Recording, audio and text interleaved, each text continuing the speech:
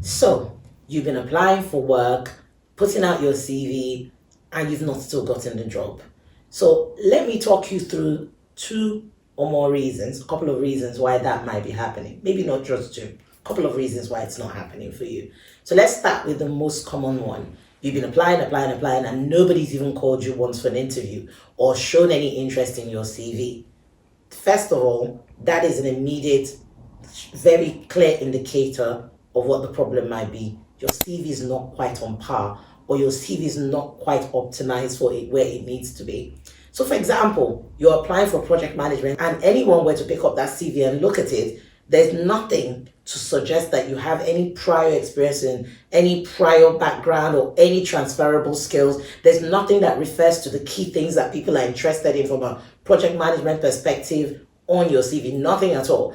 For example, maybe all you've ever done is work as a nurse, but you're applying for a project management job and you haven't put anything that makes an employer think that you're interesting. They're looking at 300, 400 CVs. What is special about your CV that's going to make you stand out? So it's perhaps the way your CV is put together that is probably letting you down to start with, because if your CV is not quite hitting the mark, nobody's going to call you. So if nobody's calling you, let's deal with that problem first. I have other videos on this platform where I talk about things you could do to make your CV match what you're looking for. But essentially, your CV is your marketing tool. And if anyone picks it up and they cannot immediately tell what you're looking for, that tells me that you've got a bit of a gap there. So that's number one reason why no one's calling you. Okay, so let's assume people are calling you and you've managed and you've been getting calls. That means, okay, that's not your problem. People are calling you, your CV is good.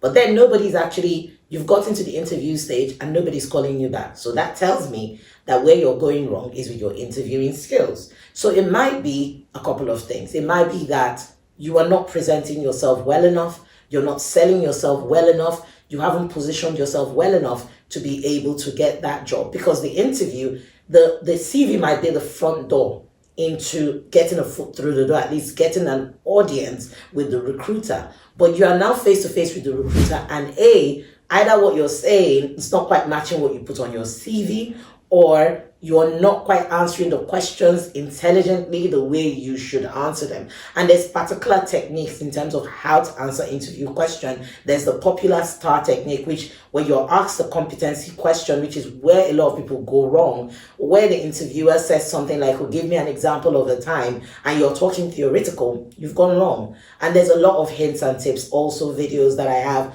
on this platform that shows you examples of how to answer interview questions. Okay, so moving on, you did the interview well, you've passed through the first stage, the second stage, the third stage, and you still didn't get the job. Okay, there's reasons why, despite your best effort. And in this scenario, it might be things that are outside of your control. So one, it might be that there was an internal candidate who politically, and it's a real thing, it makes sense to hire as against you. There might be other reasons, like your personality will not be a match with the team or with the hiring manager or with a senior stakeholder. So I have found situations whereby I'm looking to hire and candidate had all the experience, ticked all the boxes, but I realized that their personality, maybe they come across like they have a big ego, and the person who they're going to be working with also has a big ego. They're going to clash. Or there's something about the way they present that lets me know that, okay, they're experienced, they're quite okay, but it's just not going to work from a team dynamics position. And there might be other things at play that you might not be aware of, like, okay, we've gone through the whole process and this is a real thing. And at the end of the process, just as we're about to make you an offer, HR say, oh, so sorry, we haven't got budget for this role after all. Or we now have a recruitment freeze from the top of the chain in the organization. We've been told we can no longer hire. So you see, it's not often a one-size-fits-all answer, as I've walked you through. If it's not your CV letting you down, and it's not your interview skills and techniques letting you down, and you've gone through all of that, it might be other things that are way out of your control. Perfectly fine to seek feedback, and I really encourage you to seek feedback where they come back to you and they say, oh, sorry, you're not being successful for this interview. Go back and say, oh, thank you, but really keen to understand if you have any feedback for me so I can look at continuing on my journey of self-improvement.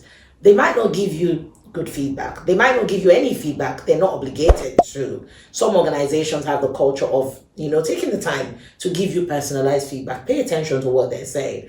In some other times, they're going to say, look, it wasn't you, it was us. Believe them. It probably really was them. It pretty could have been that they liked you, you were a good fit, but their own internal issues which have nothing to do with you made them not be able to go ahead with the offer. So not quite as straightforward as this is a particular reason. You have to kind of take a lot of things into consideration to understand it. I hope this was helpful for you. Let me hear your comments. Let me hear from you as to some of the things that you've come across in your experience of this sort of situation where you've been applying. What have you learned? Let's all learn from each other. As I always say, it's really not rocket science, you see.